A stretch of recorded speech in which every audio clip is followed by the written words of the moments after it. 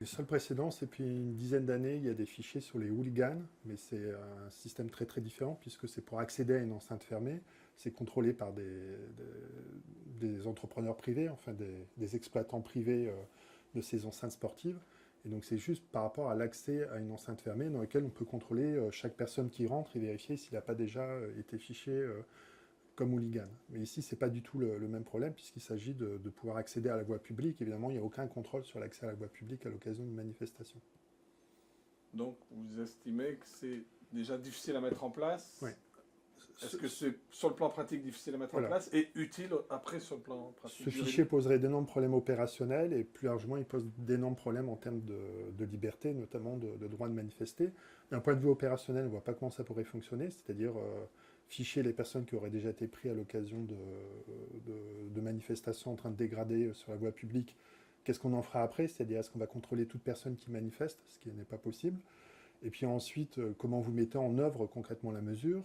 Et puis plus largement, si vous mettez ça, ce type de mesure préventive, ça empêche l'exercice de la liberté de manifestation. C'est pas parce que quelqu'un une fois aurait été interpellé à l'occasion d'une manifestation qu'il perdrait ce droit à la liberté de manifestation.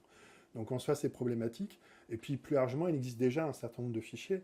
Quelqu'un qui commet une infraction sur la voie publique, s'il est interpellé par la police, il est poursuivi, il fait l'objet de fichage, notamment dans le traitement des antécédents judiciaires, ou s'il est condamné dans le cadre du casier judiciaire.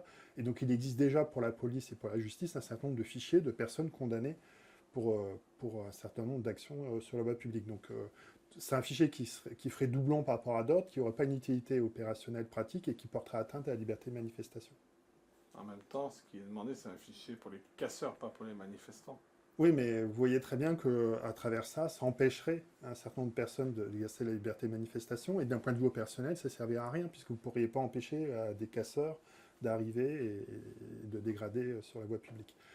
Plus largement, ça pose un autre problème. Pendant l'état d'urgence, on a déjà eu un certain nombre de tentatives d'empêcher à titre préventif de manifester. Encore une fois, ce n'est pas des personnes qui dégradent, qui sont condamnées par la justice. C'est des personnes à qui on avait empêché, parce qu'ils auraient représenté un trouble à l'ordre public, notamment au moment de la COP21, on les avait empêchés de manifester. On avait pris des interdictions de séjour qui empêchaient concrètement individuellement de manifester. Il y a eu à l'époque des procédures qui ont été faites notamment devant le Conseil constitutionnel, et le Conseil constitutionnel a censuré cette disposition en estimant qu'il y avait une atteinte à un certain nombre de libertés, notamment à la liberté d'aller et venir.